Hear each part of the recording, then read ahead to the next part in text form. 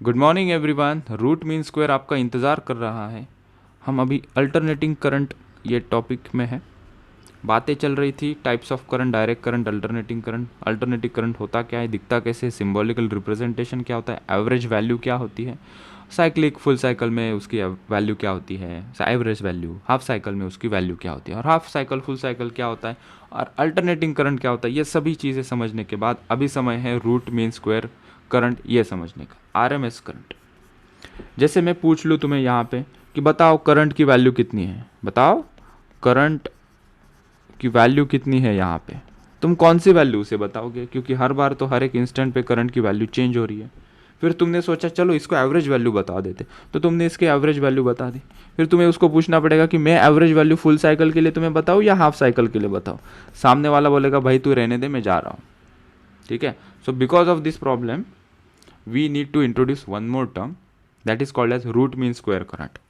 Root mean square current ऐसी value हम define करेंगे। बिकॉज ऑफ दिस डिफिकल्टी हमें एक नंबर ऐसा चाहिए कि हम वो एक नंबर सामने वाले को बताए तो वो समझ जाए कि अच्छा है ऐसा हो रहा है क्या। जैसे गाड़ी का एवरेज बताते हैं ना, 1 लीटर में कितना चलती है, वैसा हम थोड़ी ना बोलते 1 बूंद में इतना चलेगी, 2 बूंद में इतना चलेगी, 5 बूंद अगर खर्च होगा तो इतना चलेगा। हम कहते हैं कि पूरा 1 लीटर का बता दो हिसाब। ठीक है, लेकिन वैसा यहाँ पे तो नहीं कर सकते। यहाँ पे हिसाब बताओगे तो वो जीरो आ रहा है, हाफ साइकिल, 2 साइकिल, ऐसे 2 चीज़ें बतानी पड़ रही है। हमने कहा कि आरएमएस डिफाइन करेंगे। अभी जान लेते हैं आरएमएस क्या है। It is the value of current which signifies the same effect as if the constant current would have been considered. DC current का थोड़ा सा यहाँ पे रिलेशन आएगा, current versus time. DC current में हम बोल सकते हैं ना कितना करंट है, वो बोल दो ये वैल्यू उसको कि 3 एम्पियर है, 4 एम्पियर है, 5 एम्पियर, क्योंकि वो with respect to time change नहीं हो रहा है।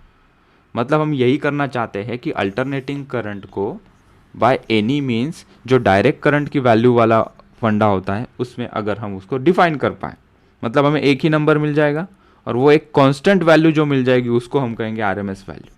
जैसे कि हमारे घर पे जो बिजली आती है 220 वोल्ट, ये 220 वोल्ट एसी सोर्स है, मतलब इसकी ये आरएमएस वैल्यू हमने बताई है।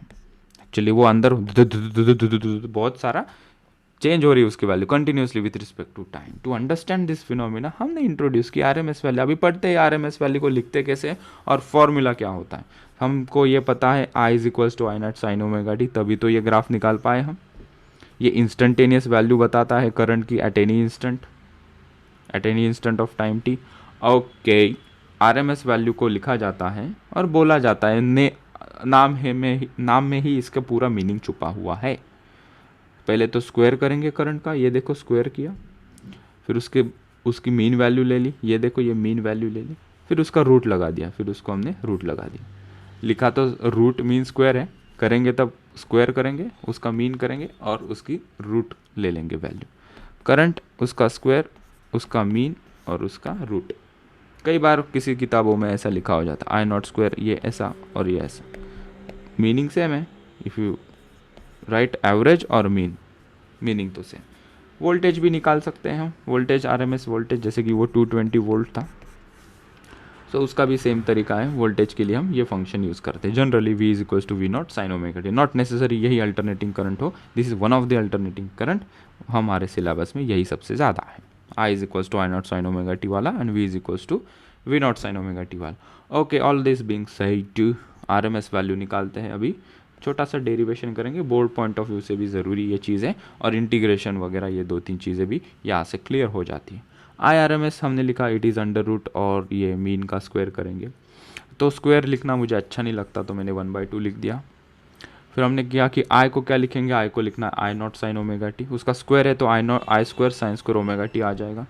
एवरेज वैल्यू कैसे निकालते, तो हमारे पास ये फॉर्मूला है, इससे हम एवरेज वैल्यू निकालते हैं। हमारे आई स्क्वायर की है तो ये वाला फॉर्मूला यूज़ करेंगे।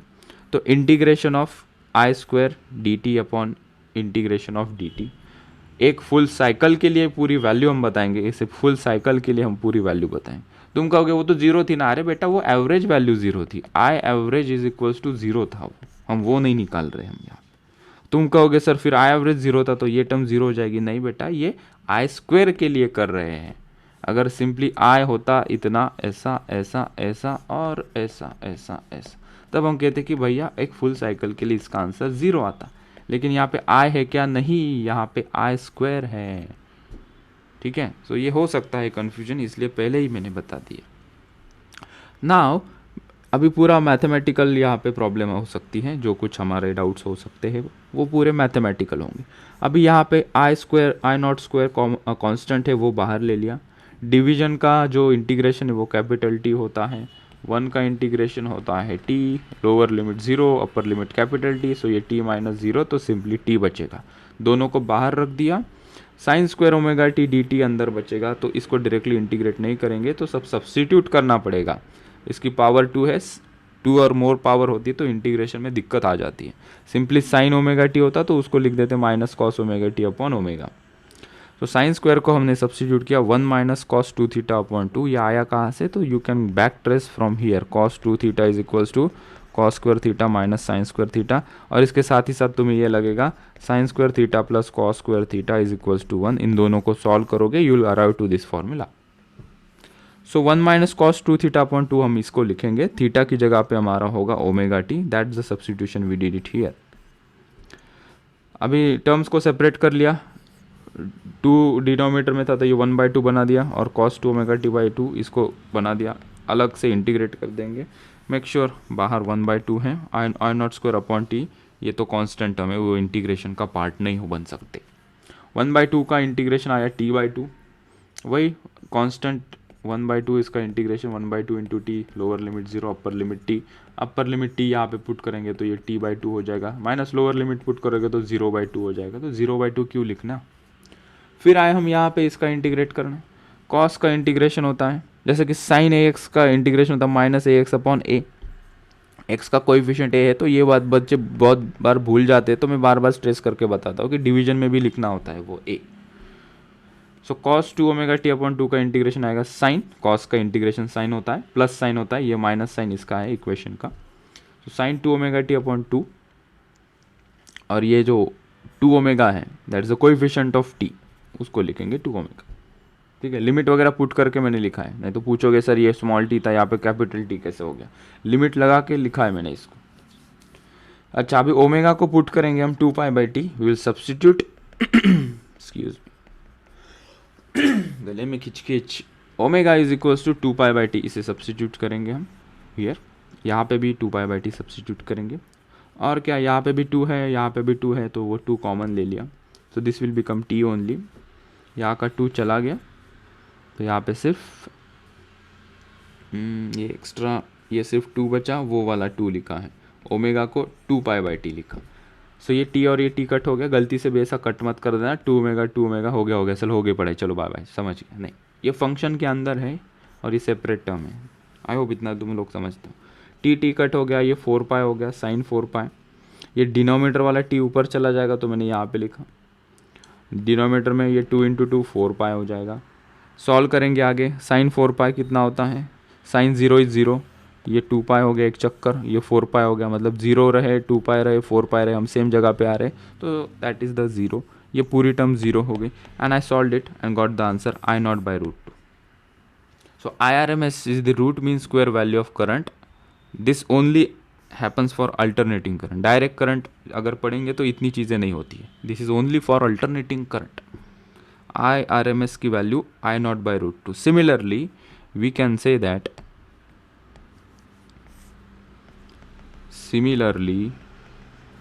VRMS is equals to V0/√2 हम लिख सकते हैं, बिकॉज इक्वेशन तो सेम है ना। जैसे इसके लिए क्या इक्वेशन लिया था हमने, I is equals to I0 sin omega t। If you wish to derive this, V is equals to, you have to take this equation, V is equals to V0 sin omega t। Rest is the same because the function what we are taking is same, sin omega t, it was sin omega t। ये तो constant है, इसका क्या फ़र्क पड़ रहा है। So yes, we got 2 formulas, one is IRMS, one is VRMS।